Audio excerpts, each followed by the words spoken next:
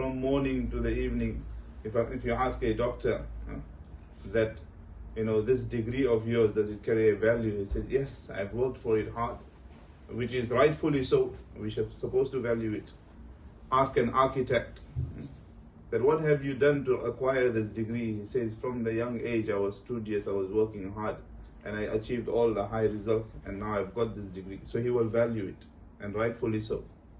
A person who builds a house, day and night he's working, acquiring funds to try and build his home. After his whole house is built, maybe his children wouldn't value it so much. His grandchildren won't value it so much, but he himself will value it. Why? Because he gave his time behind it. His precious life went behind it. They say this dunya is such that we spend our health to get our wealth. We spend our health to get our wealth. Then when all the wealth comes, now we become old and sick. Now we spend our wealth to get our health. So we reverse ourselves. So illa liya'rifun, we need to recognize who Allah subhanahu wa ta'ala is. And I'll make it very short, inshallah. Shaykh, how much time do you have? Yeah, you got still 10 minutes. Few seconds. Few seconds. The food is waiting. So for this, like Sheikh Nouri has explained, we need to have short-term plans and long-term plans. The short-term plan, which we have daily, that have I performed my salah on time? Fajr, Zuhr, Asr, Maghrib, Isha. Because it comes in the hadith of the Prophet sallallahu alaihi wasallam, kama ta'ishuna tamutun, wa kama tamutuna tuhsharun.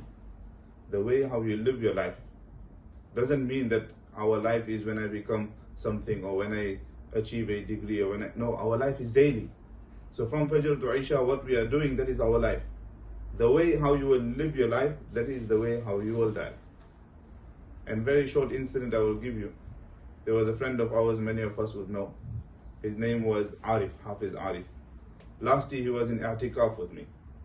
In 30 days i'tikaf in Thermiston. Full 30 days he done, alhamdulillah.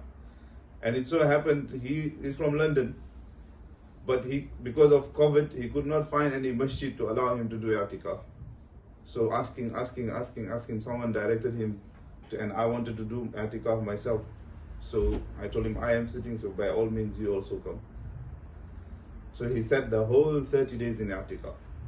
I have seen him, doing the ibadat and doing the wadaif and Quran, etc. Even out of Ramadan, those who know him, they will see. Very pious man, Outwardly people would think, yeah, maybe he's just wasting his time, he's doing nothing, this, that. But internally he was very strong. His iman was strong, his salah was on time, his wadaif, his Quran, never missed anything. And any majalis of deen he wouldn't miss. Any big sheikh doing a talk somewhere, he would be there. Then you travel to another city, you see him there also. You say, oh, you're here also. You travel to another city, you see him there. Always in masajid. It so happened 2 weeks ago, he passed away in the masjid, in the path of Allah, while he was out in Khuruj. So this is a real example of kama ta'ishuna tamutun. The way how you live your life, that is how you. Other examples we have, the adverse examples as well. Obviously we do not question anyone, Allah Ta'ala knows the best. But there's so many youngsters that are on the street life. And then you hear that so and so has got stabbed and now he's passed away and someone has died on the street. And so this is our short-term goals we need to plan. That daily am I connected to Allah subhanahu wa ta'ala. And that is how do we derive the value of salah, is when we will work for our salah. Just like how we work for our jobs, our shop, our children, we send them to work or we send them to study, etc. In the same way, we need to work in a way that their salah is fulfilled. Because it comes in a hadith of the Prophet sallallahu alaihi wasallam, "Man fatathu salatun faka'annama wutira ahluhu wa maluhu." A person who misses one salah is as if everything he has lost from his family members and his wealth. People in earthquakes and tsunami, you see. I have very short time, they give me a few seconds.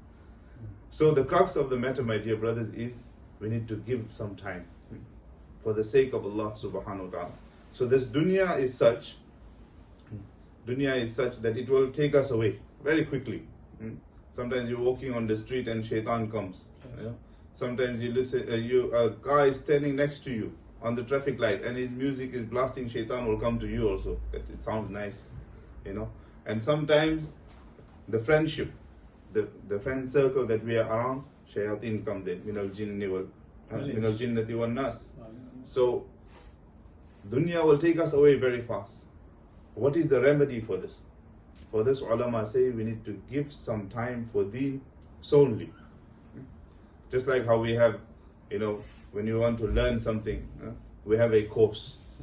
We have a 4 months course, 6 months course, 3 years course, 4 years course. It's a constant course so that we are learning something.